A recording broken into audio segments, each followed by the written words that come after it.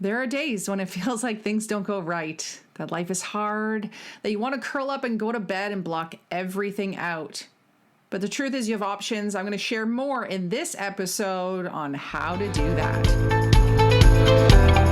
You're listening to the Dynamic Women podcast.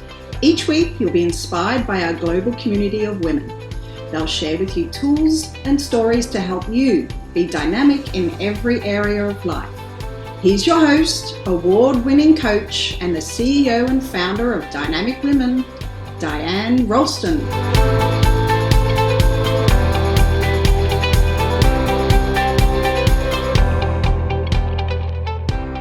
Hello, lovely Dynamic Women, and welcome to the Dynamic Women podcast. I'm Diane Rolston, your host, and I'm so excited to be able to talk about the truth of how to turn a bad day into a good day. So can you change a bad day into a good day? Is it easy? Is it hard? Is the coronavirus driving you nuts? Over the past couple of weeks, I've had a little bit more of my husband's support because he's been at home. He hasn't been working. And now I'm into the second week with my children. They're 5 and 8. And I cannot say that it's been a complete joy at all. And so I want to share my experience of how to change the bad days of the kids, bad days that you're overwhelmed, bad days when things aren't going well, into good ones. This is also brought up because one of the women in my Dynamic Women community, she was really wondering this. She was wondering, how am I going to be able to do it all? And she doesn't just have the business to take care of, but she has a business that is a brick and mortar. So now she's moving everything online. And she also has a little bit more of a struggle because her husband has some mental health issues. And so she really is a one-woman show, having to take care of her daughter, the dog, and him, as well as bring in a full-time income. So this has really been the inspiration for doing this, and also me sharing this out of necessity. So first I want you to ask yourself, what do you do when you're having a bad day? Do you do something positive, something helpful? Do you go and eat a chocolate bar? Do you want to scream? Do you jump in the shower or have a nice candlelit bath? Do you go running? Do you try and block everything out? Ask yourself first, when you're having a bad day, what do you do in those moments? And the reason why I ask this is because if you know that you're having a bad day or in a bad moment, then knowing where you go will also tell you what you need. So let me share a bit about part of one of my days this week. For those that don't know, I run a business. My business is coaching, curriculum development, speaking, and I run a women's community called Dynamic Women. So I have a lot of balls going and I'm juggling a lot of things. And I also have the 2 children I mentioned earlier. And for now, they're at home. And so I'm trying to do all of these things. And by trying, I mean it's extremely hard because I am capable of many things. That's the A-type in me, the high achiever in me. Maybe you're the exact same way. And so you can get a lot done, but in a bad day or in having the kids at home or in other situations, there are added obstacles. And moms out there, you get what I mean. Kids are added obstacles when you have things that you need to do. Now, I know that I could just put my business and my work away, but I do have some commitments that I want to stick to, and I want to talk about what you're going to do in order to get through this. And even if I had the whole day to hang out with my kids, meaning I wasn't working, either I had time off or I was a stay-at-home mom, I could go for bike rides, take them to the park, do crafts, do baking, organize my home, read to them, play. But still, that is hard with kids, right? The 100% focus on them is still hard. And I get it for my stay-at-home moms that are listening and stay-at-home dads. And the truth is, I can't focus 100% on them because I have other responsibilities. And I think I'd just lose my marbles. And so based on how things are going, I've had to pull back a lot. I'm doing a lot less than I was maybe doing before. And I have about, 2 hours in the day where I'm able to be specifically focused.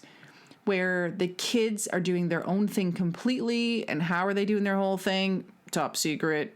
They're on screens, right? You probably know that. But then when you add in the component of homeschooling that I have to do, and I know the teachers are saying, don't worry about it. You don't have to homeschool so much. Like, don't worry about it. Just chill. Don't freak out about it. I'm not freaking out about it. But the truth is that my kids are already behind a little bit in literacy, in reading. So my daughter was supposed to go to the literacy center for these few months, and it was going to be great because she was going to get, that extra level of support that she needed, and she was going to get back up to her reading level. And it's not happening now, obviously, because they can't go to school. And so I'm having to pick up not just the school reading, but that extra reading that we're needing to do. And I know, again, I can pull back, and so can many of you, but I feel a sense of responsibility because my kids are behind. And so I don't know if that's just because they're December babies, so they're younger than the rest of their grade, or we didn't read enough to them. But frankly, it doesn't even matter. The key thing is that I'm now a full-time daycare.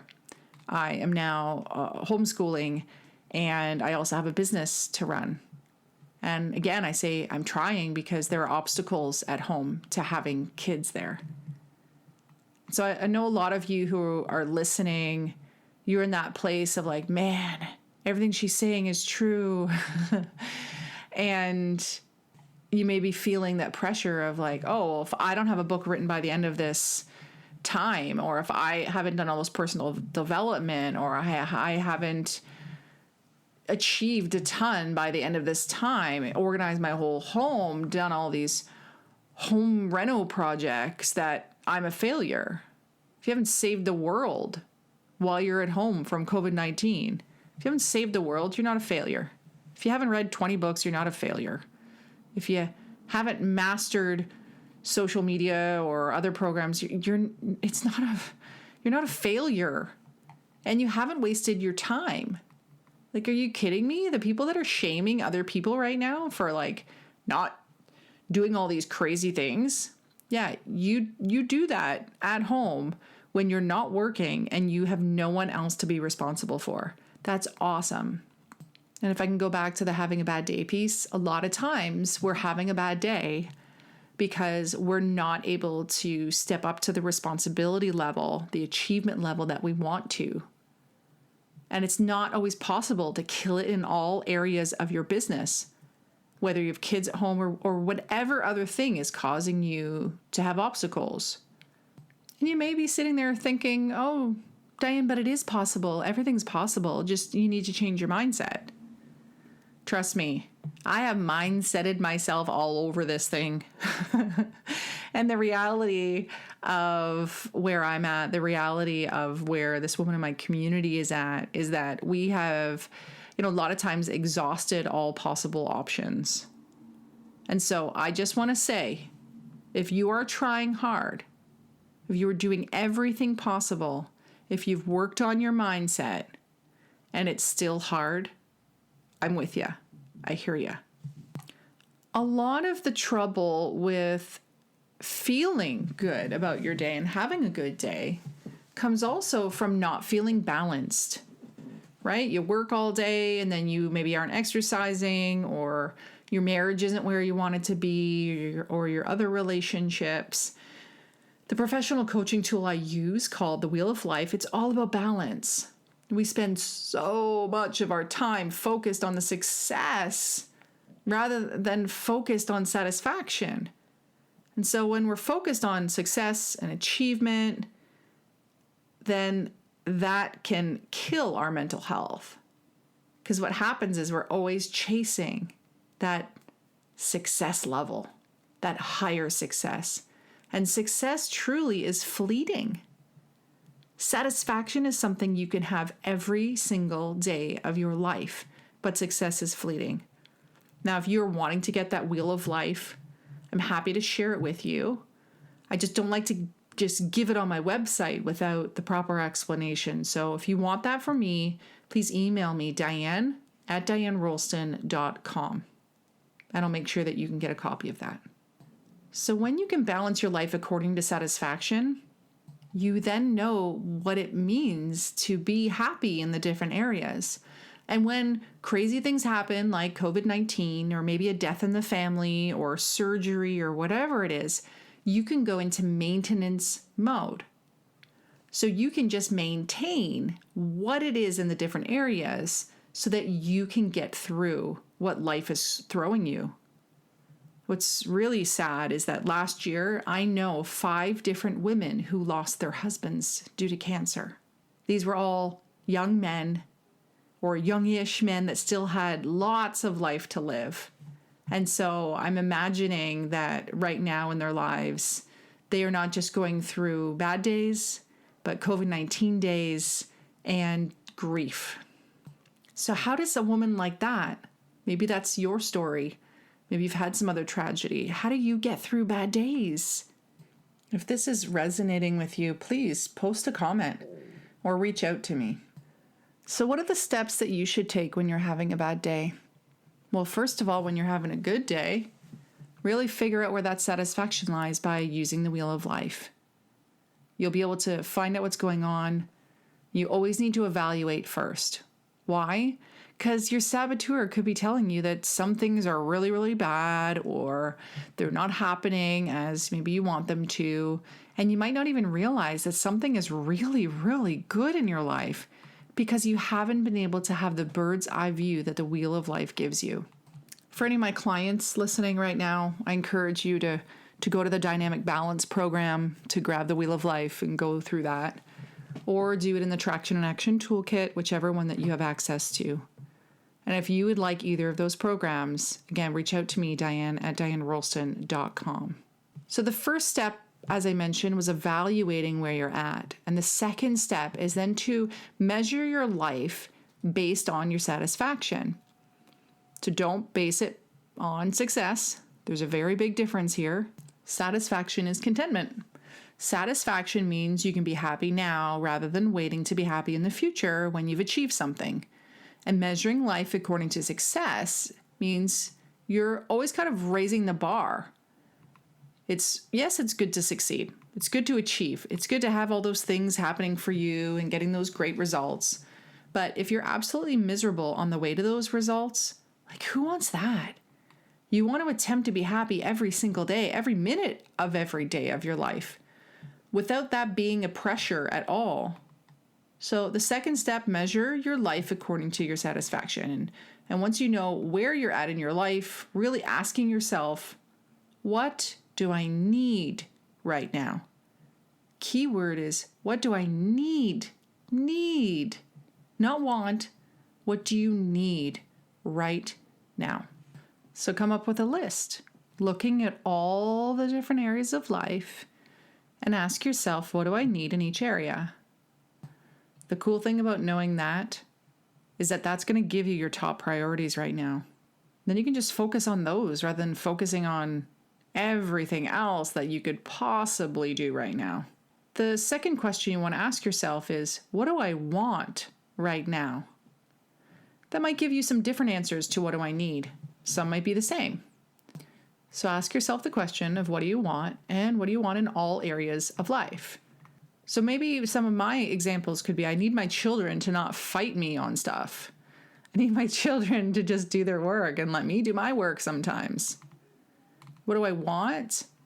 Maybe I want to get my next program ready.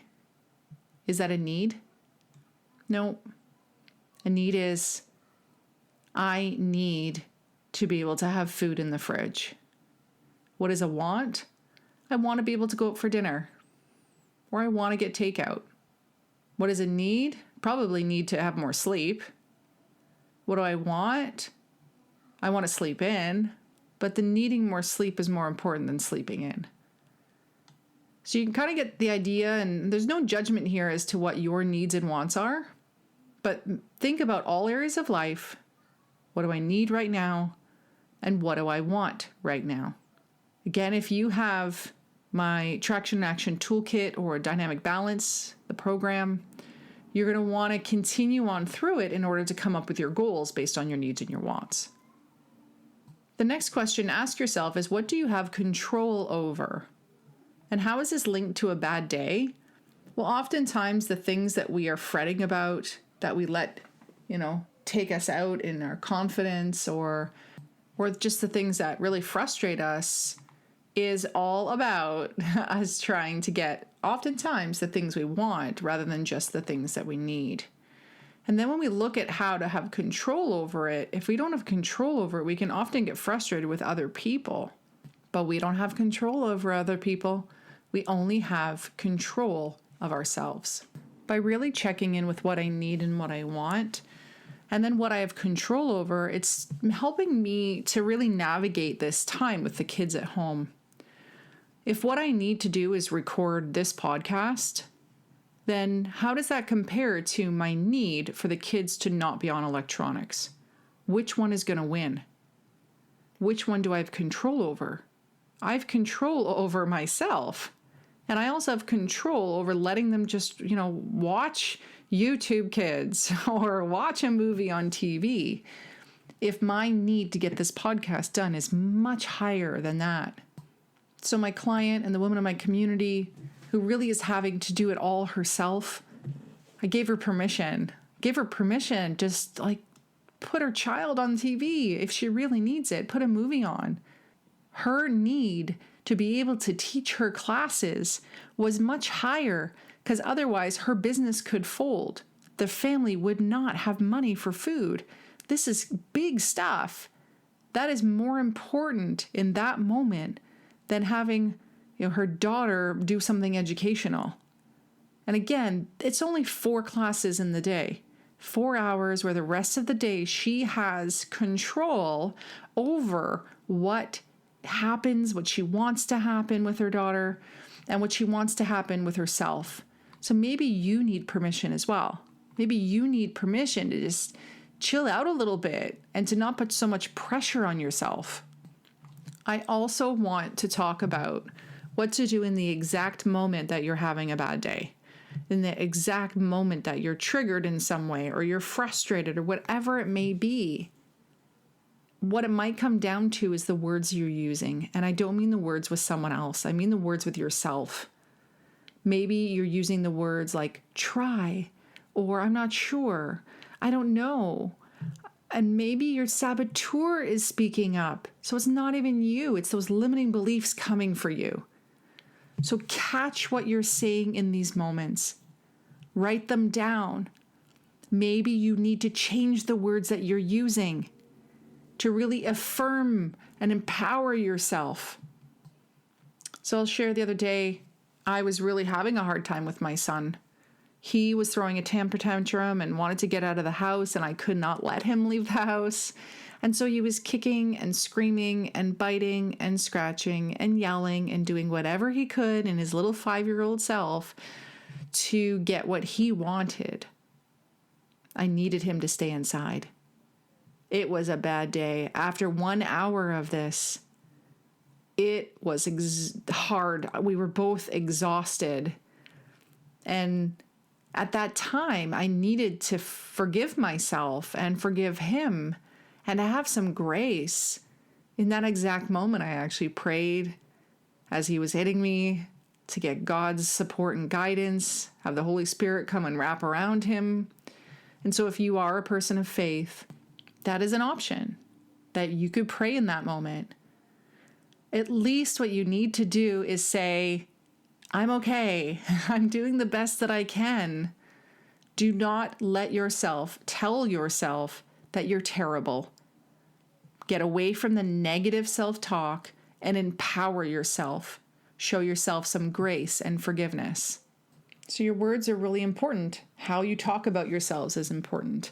We want to get away from the negative self-talk and reprogram how our brain is thinking about us, and affirmations are a really great choice in this case.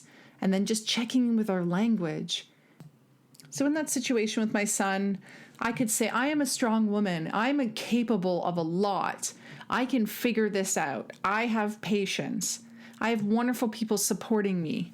And so I'm speaking in an affirmation space. I'm speaking in a gratitude space. And this is going to help you to stay in that energetic resonance rather than being negative, which really depletes our energy. And you'll be more dissonant in that place, having that negative energy. So the key thing is to catch what you're saying, because just like it's important to put the right food in your body to nurture you, it's important to put the right words into your body, into your mind, because your thoughts become your feelings, become your actions, become your behaviors, and so on. And so I don't want it to come out in that end that everything is negative all the way along. So get some affirmations, dial it in fully. And then the next piece is having a perspective shift. So if the perspective is the way that you're viewing something, you need to change it into a more positive perspective. So rather than thinking, oh my gosh, I'm having the worst day ever. Everything is terrible. I'm overwhelmed. I have all this happening. I'll never get it done. Instead, something like, I'm doing the best I can at this time. Or life isn't that hard. Or maybe even you go to a place of, I'm figuring this all out and tomorrow's going to be better than today. Especially right now with COVID-19, you don't want to be thinking, oh, COVID-19 is making all these people sick and many people are dying and we have to stay home and this is the most horrible time ever. What if you pivoted, changed your perspective to, wow, I have time to connect more with my family. This is so good. I get to finish off some projects I'm working on. Or I get to have a slower pace in life and get back to what really matters. Having these type of perspectives is going to really help you to stay in control, stay in resonance, and be in a much more powerful space. So with the affirmations, you check your words. With the perspective, you check how you're looking at something. And as a coach, sharing this with you in a podcast is so much harder because as a coach, I ask you the questions and I'm helping you process through maybe the bad day, the bad thoughts, or whatever the struggles that it may be. And usually in that case, about 80% of our time together is me asking so that you can share lots. And then only the last 20% of a session is me actually sharing ideas. And so in a podcast, I'm just telling you options. I'm telling you ideas and I'm guessing the story that you could be living right now. And so in this episode and in every episode, I do it based on the clients that I've had, the stories I've heard, the people that come up to me at the end of a talk and share with me what's going on or how what I did resonated with them. And so if you need more time, more coaching with me, that's totally cool. Reach out to me, Diane@DianeRolston.com, and we'll get you a session booked. My biggest hope in doing this podcast is that something that I've said is helpful to you, that you take something that I share and you apply it to your life. Just today, I received a bunch of Facebook voice messages from a woman who applied the technique of how to reach out to people in a non-salesy way through Messenger. That's something that I did on my Life Coach Diane or Diane Rolston business page. It's a Facebook Live every Tuesday. I do at 10 o'clock Pacific time, 10 a.m. I do the Diane Rolston show. And so on there, I just share, just like I do on the podcast, I share a little bit about something that you can work on, something that I'm seeing. And I got the most lovely voicemail today saying, I actually tried that. And where I'm in marketing, I didn't know about that. And I tried it and it worked. And I just want to let you know that that's awesome. So I know I'm making a difference. I hope I'm making a difference in your life as well. So subscribe to these podcasts so that you don't miss out on any of them. Leave me a review. Let me know how things are. Comment on these or reach out to me. And at this time, even though we're all social distancing, or as I like to say, physical distancing, reach out to others. If you're having a bad day, reach out. You have people in your life that this is the time that they can support you. And if you feel like I don't got anybody in my life, join a group or reach out to an organization that can support you. You matter. And having a bad day doesn't mean you have to be silent. I've given you some tools today, evaluate where you are in life. Measure your satisfaction by using the wheel of life rather than measuring your success. Ask yourself, what do you need? What do you want? What are you in control of? And then use affirmations and use perspective shifts in order to have life be a little bit easier than it is now. My wish for you is that you only have good days, but I know that's not reality. So I hope you can implement some of the things that I have shared today. Let me know how it goes. And until next time, stay dynamic. Bye. Thank you, Dynamic Women, for joining us today. Please hop on over to iTunes to subscribe and leave us a review. Who do you know who needs to hear our message? We'd love it if you'd share our channel with your friends and family. If you're ready to be more dynamic, have more balance and more success, head over to www.dynamicwomenclub.com/free gift for your Key to Success book. Stay dynamic.